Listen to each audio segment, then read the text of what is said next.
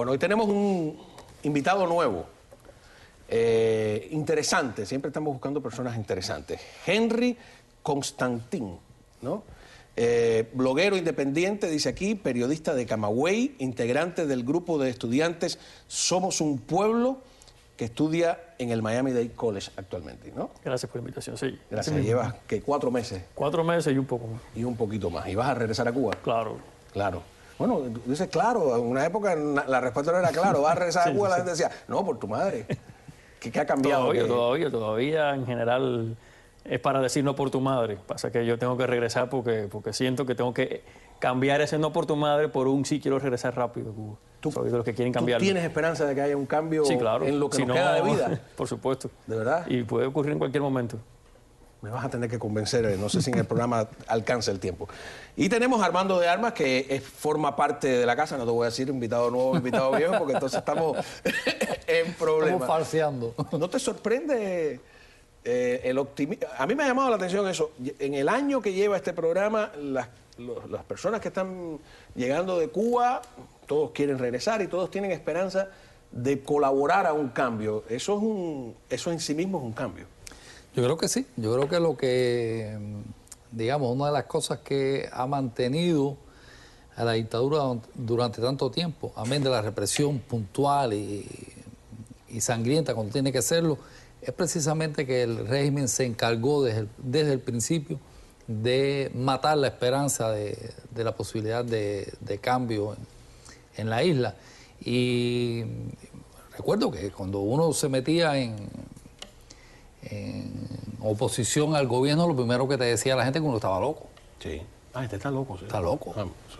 Y cuando hablabas en contra del gobierno te decían que estabas hablando cáscara de caña, para no decir lo que en realidad los que hablaban cáscara de caña era el gobierno. Pero bueno, la gente le cambian de alguna manera, y yo creo que es importante, siempre lo hemos tocado aquí, el tema del lenguaje, cómo el gobierno se encarga de empobrecer el pensamiento, de arrojarlo a través del cambio de lenguaje, de utilizar fórmulas para atacar no solo el pensamiento, sino la psiquis del individuo, para controlarlo. En el año 86, poco antes de salir de Cuba, yo vi una cosa en el periódico Juventud Rebelde muy curiosa que decía, esto no hay quien lo arregle, pero tampoco hay quien lo tumbe. Me pareció una cosa, un reconocimiento curioso, pero que traía una trampa en sí mismo.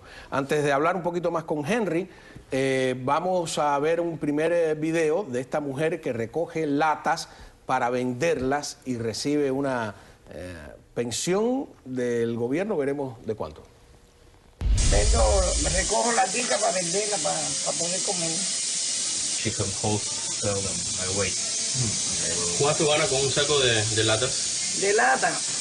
Los otros días vendí un saco y lo que me dieron fueron 30 pesitos, 30 pesos cubanos. For No era grande, era A big bag. ¿Y cuánto tiempo tarda usted en llenar un saco? cantidad. Tengo que recogerla por ahí por la calle. Pero para darle una semana, 2 días. No, 2 días, y veces me meto un mes para recogerla. Porque yo no puedo, no veo desde hoy. Imagínate tú, hay mucha gente en la calle recogiendo lata para poder comer. ¿Y usted recibe alguna pensión o algo? Pero lo que me da, me explícale ahí. Ella sí recibe 200 pesos al mes. 200 pesos mensuales. Henry, esa mentalidad de supervivencia miserable, ¿tú crees que es un buen fruto para ese cambio que tú buscas? Porque tú eres camagüeyano, ¿no? Ignacio Gramonte, Joaquín de Agüero y Agüero eran personas cultas, ricas, que no tenían que estar preocupándose por buscarse el pan del día a día, y quizás por eso tuvieron tiempo de pensar en ideas más elevadas, en la independencia. Yo sí creo que una esperanza dentro de lo negativo es que la miseria en muchas partes de la población cubana es tan abrumadora, incluso el pan de cada día a veces no se encuentra, que eso, cuando menos uno lo espera, puede estallar, como ha pasado. Quizás el problema está en la comunicación, en el contacto entre todas las personas descontentas, entre los que protestan en las calles de Santiago o los que en La Habana se tiran un día para la calle. por ahí está el problema, pero sí, ahí está el caldo de cultivo para un cambio probable en Cuba. No es lo único que puede pasar, pero está ahí, yo lo veo latente en todos los lugares. Cada vez hay más descontento, cada vez hay más personas que ya están cansadas de las ¿Cómo consignas. catalizar ese descontento? ¿Cómo catalizar quizás no es el término? ¿Cómo encauzarlo? ¿Cómo aprovecharlo para lograr lo que se quiere? Bueno, el cómo ya es tarea difícil, es tarea sobre todo las personas que dentro de la sociedad civil cubana están pendientes de que Cuba cambie. Evidentemente, estas personas que vemos tratando de sobrevivir, quizás no saben a dónde va el país, pero sí saben lo mal que están viviendo. Ahora, a dónde va el país una vez que ocurra algo, bueno, eso ya depende de mucha gente pensando y mucha gente opinando, que es lo que aún no ocurre. ¿La pobreza genera libertad? No tengo dudas. Por ejemplo, ese comentario que hizo un chavista que dijo, no vamos a dejar que prosperen porque se van a volver... un término eso que usa en Venezuela, que aristócratas o qué sé yo. Pálidos, ¿no? ¿Cómo le dicen? Escuálidos, se van a volver escuálidos. No, la pobreza lo que genera es más pobreza. Definitivamente eso no... yo creo que las dictaduras comunistas, empezando por Lenin, hicieron del hambre un método de control, ¿no?, de la población. De hecho, yo creo que el hambre en Cuba ha sido... ¿Tú crees que es intencional? Es intencional. Acuérdate que en Cuba uno tira un puñado de maíz en el patio de la casa y a los 3 días salen maticas de maíz. Es decir, yo creo que uno de las limitantes que ha tenido la sociedad cubana tradicionalmente para progresar más aún de lo que hizo durante la República y aún durante la colonia, es precisamente la facilidad con que el cubano podía acceder a la comida, a ¿Tú una crees vida... que el hambre es intencional, disculpa que también, o eso? Quizás el mantener las condiciones para que haya hambre sí es intencional. ¿No te parece? A mí me cuesta tanto trabajo creer eso. También, ¿no? es cierto que cuando las personas tienen que estar todo el tiempo pensando en qué comer, como pasa en Cuba, con la mayoría, el 90% de la población, no pueden pensar en por qué no tienen derecho a opinar en la calle, por qué no pueden hacer partidos políticos, por qué unos sí tienen y otros no. Es verdad que... Vamos a ver a esta mujer que enseña las condiciones de su vivienda, simplemente. Del baño, vamos a ver. ¿Qué se cocina? ¿Hizo jugo de guayaba? De guayaba que le pedí a la vecina esto, para poder hacer esto, para poder tomar. Mira el baño, mira la foto del baño. Hay penetración de aguas negras. Have you noticed any changes in her daily life over the past 5 years?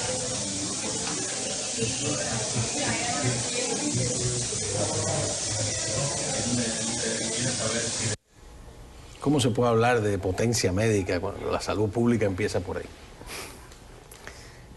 Mintiendo, como hemos hablado todo el tiempo. Quien está en un hospital de Cuba sabe que lo de potencia médica es pura propaganda. Quien ha pasado por ahí, yo mismo he tenido familiares y amigos, estoy absolutamente convencido que eso es mentira. Todos los hospitales, o sea, no creo que haya excepciones. Quizás el Amejeira de La Habana y el del CIME, que es para ellos, para los que nos dirigen allá. Cuéntame un poco de ti, Henry Constantin. Había un libro terrible, el Constantino, que era un libro de marxismo que nos daban en la universidad, ¿no? Pero esto parece más italiano que ruso, ¿no? Hasta ahora español cubano. Español cubano, ¿no? ¿Tú qué edad tienes? ¿Qué estudiaste? Tengo 30 años y he tratado de estudiar en Cuba periodismo y comunicación audiovisual. En 3 universidades me han ido votando sucesivamente de cada una de ellas. ¿Por ser bloguero independiente? ¿O por tus opiniones? Por mis opiniones, por en la universidad decir con qué no estoy de acuerdo y hasta por enfrentarme a las cosas en las que no estoy de acuerdo, por opinar sobre todo mucho, en donde quiera. Y bueno, al final incluso por tener amigos que ya estaban ya marcados, pues me marcaron a mí también. Vamos a una pausa. Cuando regresemos quiero que me expliques un poco qué significa este grupo de estudiantes Somos un Pueblo, ¿no? Un solo pueblo. Un solo pueblo. Eso es en una consigna revolucionaria, me asusta un poco. Ya volvemos, ¿no? Fidel era más rápido, ¿me entiendes? Fidel las cosas las hacía más rápido. Fidel decía, tal día esto, y en el momento.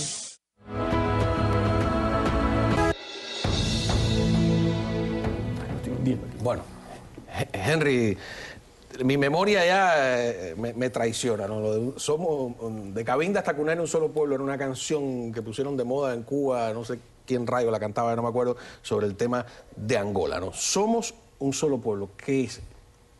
¿Una organización, un partido, un grupo? ¿Qué cosa es? Yo creo que es el programa, uno de los programas más audaces que se han logrado hacer entre cubanos de aquí, del exilio, de la Florida, y cubanos de la isla. Y básicamente pretende darle estudios académicos reconocidos a muchachos de la isla, de los cuales la mayoría tenemos las puertas cerradas en las universidades, pero hay otros que no. Hay otros que son muchachos normales que podían haber aspirado a estudios allá, en la isla. Eso es. Porque yo recuerdo en 1980, otra cosa de la memoria, que colgaron un cartel de una punta a la otra de la escalinata que decía: la universidad es para los revolucionarios. Que aún está, aún en la Universidad de Camagüey, que de ahí no me han expulsado, pero bueno, la conozco porque está en mi ciudad. Aún hay un cartel en uno de los pasillos más céntricos, un cartel, no, una pared pintada muy blanca con sus letras en rojo, está publicado en mi cuenta en Twitter, que dice: la universidad es para los revolucionarios. Aún. Debería ser denunciado en las Naciones Unidas como una violación flagrante de los más... Y en las 3 universidades a las que me han votado, siempre ha habido un funcionario que me ha recordado eso. La última fue el rector de LISA, me recordó que aún la universidad, ¿Del 2011... Instituto Superior de Arte? Sí, Instituto Superior de Arte, aún la universidad es para los revolucionarios. Qué cosa más horrorosa. Sin embargo, hay gente masoquista, gente que dice: esto está terrible, esto es muy malo, pero Fidel es bueno. Si no lo cree, como decían en Detrás de la Fachada, mira para allá. Quiero saber cómo era con Fidel, que usted diga mejor. No, a Fidel en todo. Fidel buenísimo con el pueblo. Todo el mundo quiere mucho a Fidel. Fidel is a hero, ¿no? Sí, todo el mundo a Fidel. Everybody loves him. Pero, ¿y qué pasa con Raúl? No es que pase, el Raúl no es malo, sino que la economía está muy bajita. ¿Entiendes? Está muy baja la economía, que él dijo que iba a aumentar la chequera, que iba a aumentar salud pública, que iba a aumentar esto, pero todavía no se ve nada. No se ve el movimiento de nada. Fidel era más rápido, ¿entiendes? Fidel las cosas las hacía más rápido. Fidel decía: tal día esto, y en el momento. A Fidel el pueblo no quisiera que él nunca se muriera, porque Fidel es bueno, de corazón y de todo. Ahora, ¿y qué usted cree que pase cuando Fidel se muera? Ah, bueno, no sabemos. Eso no se sabe. Eso sí era verdad, Fidel era más rápido, ¿no? Fusiló a los muchachitos de la lanchita de Casablanca en 24 horas, No, rapidísimo. y la mamá de Sori Marín, que firmó la ley de reforma agraria, lo va a ver y le dice que... El comandante Sori Marín. Y le dice: no se preocupe, vieja, vaya para su casa, que Sori Marín será considerado y nunca va a ser fusilado, ni lo vamos a dañar. Cuando la señora llega a la casa y pone el radio, ya lo habían fusilado. No, y el abogado Aramis Taboada, que fue compañero de él en la época universitaria, la esposa lo va a ver y le dice: oye, tiene 60 años, le han echado 20 años de prisión, no va a poder cumplir. Ese fue el mensaje. Y Fidel le dijo: no se preocupe, que no tenga pena, que cumpla los que pueda. En una cosa que parece simpática y que es terrible, ¿no? Terrible. En eso es muy rápido. Ahora, esa dualidad del discurso popular, ese también es una mala masa para crear ese mundo que queremos cambiar. Sí, es cierto. Probablemente lo que pasa es que las personas no vayan con consignas de libertad, de democracia y de derechos humanos, sino con consignas básicas como eso mismo, como le pasa a ella, que pasa trabajo para comer, pasa trabajo para mantener su casa, su vivienda. O sea, las personas no saben, porque no están informadas, no tienen acceso a la información que tenemos nosotros aquí, todos los desastres que ha hecho el gobierno. A ellos lo que ven básicamente es su vida cotidiana, y su vida cotidiana es por lo que reclaman, por lo que han reclamado, por lo que reclamarán eventualmente. Y ella habla así, probablemente tenga mucho del policía interno que los cubanos tienen dentro. Creo que todos, y creo que casi todos, perdón.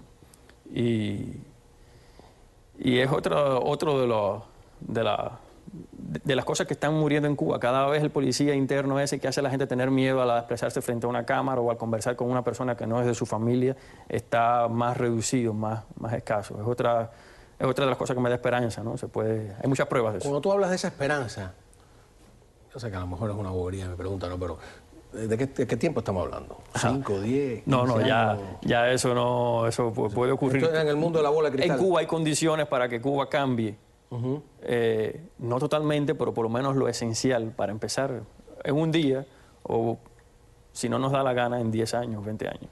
Eso depende de los que estamos allá. Y mientras tanto hay gente viviendo al lado de un basurero. Mira.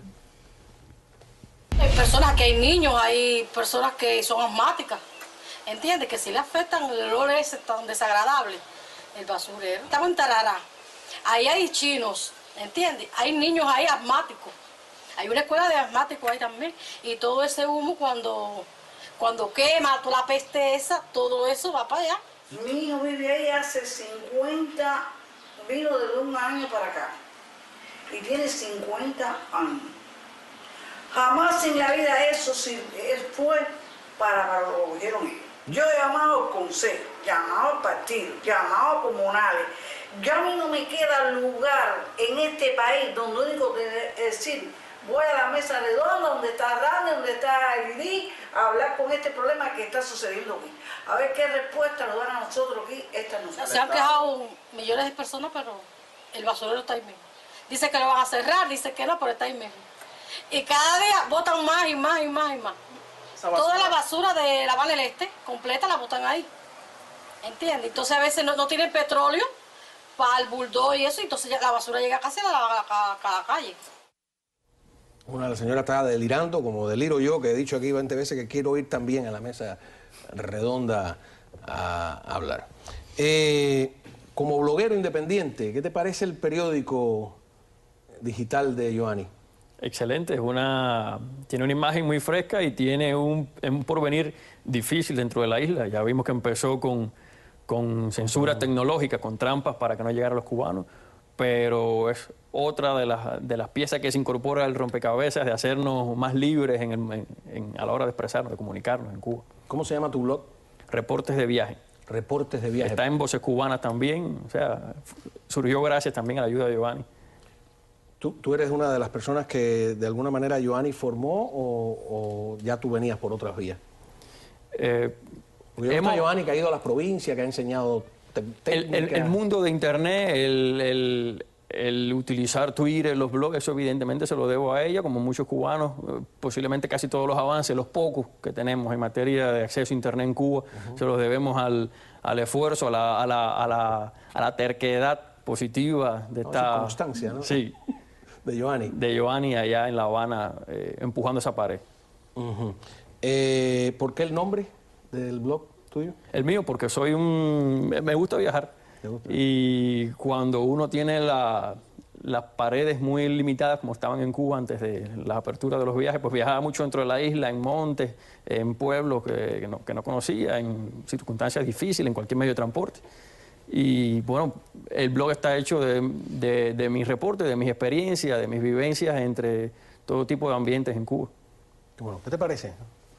No, me parece formidable, ¿no? Yo creo que bueno, las cosas parece que lentas, pero de alguna manera van cambiando dentro de la isla, ¿no? Es decir, van cambiando desde el punto de vista de los oprimidos, desde el punto de vista de la sociedad civil, no desde el punto de vista de la tiranía comunista que no tiene ninguna intención. No son regalos que hace claro, el gobierno, son reivindicaciones que se le van arrancando poco a poco o estoy mirando yo desde mucha distancia. Evidentemente, cuando uno mira lo que ha pasado en Cuba en los últimos 20 años, o más de 20 ya,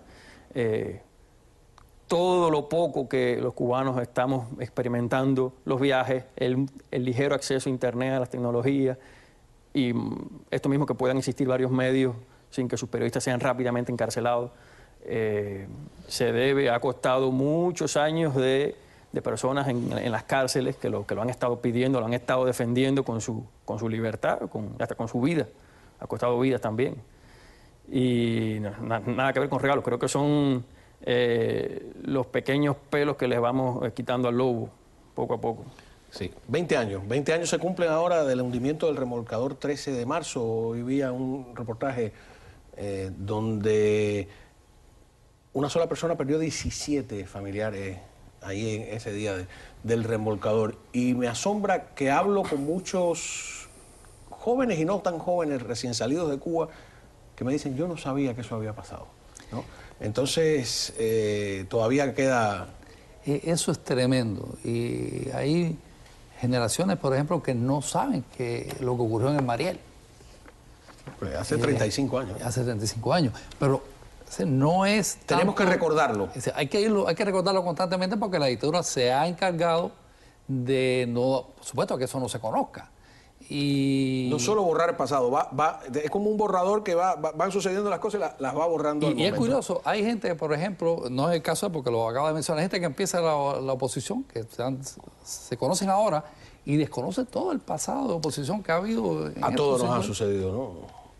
Cuando me dicen, tú llevas muchos años fuera de Cuba, no, yo conozco más Cuba hoy que el día que salí. Claro. Y te lo puedo justificar de mil maneras. Vamos a una pausa, ya volvemos.